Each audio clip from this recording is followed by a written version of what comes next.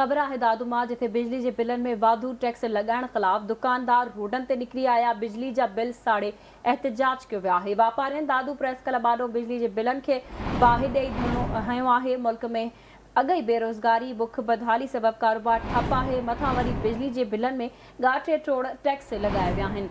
Breaking news से share कर रहा आहियूं दादूमा जिथे बिजली के बिलन में वाधू टैक्स लगाइण ख़िलाफ़ दुकानदार रोडन ते निकरी आया। बिजली जा बिल साड़े एहतजाज करे धरणो हिकिड़ो वञे।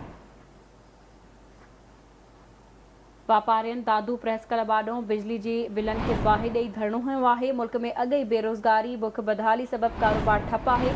मथा वरी बिजली के बिलन में ॻाटे टोड़ टैक्स लगाया पिया वञनि। मुज़ाहिरीन जो इहो चवणु आहे।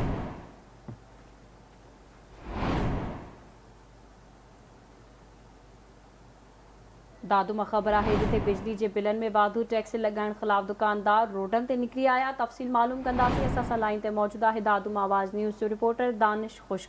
जी दानिश।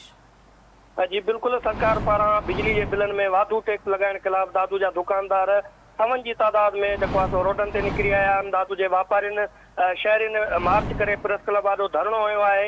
ममताज चनो दुकानदार है, अदनान नूर बाबन सुरियो, गुलाम अकबर बुट समेत फारूक अहमद खुश्क की अगवानी में दुकानदारन पारा अज वाधू बिलन के खिलाफ प्रेस क्लब दादू आॾो बिल साड़े एहतजाज रिकॉर्ड करायो है। व्यापारिन दुकानदारन जो चवण है अगई बुख बदहाली बेरोजगारी सबब कारोबार चुप थियल है। मथा वरी बिजली जा गरा बिल उन्हनि ते ॻाटे टोड़ टैक्स लगाया विया आहिनि।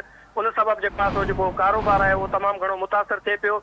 उन्होंने इहो आला अख्तियारन का मुतालबो किया है तो वाधू बिलन वारो टैक्स है वो वापस वरतो वञे न तो बी सूरत में एहतजाजन जो सिलसिलो जारी रहंदो। जॾहिं त दुकानदारन पारां जुमे बरोज़ जुमे ते पूरे ज़िले में शटर बंद हड़ताल जो सॾु पिणु ॾिनो आहे।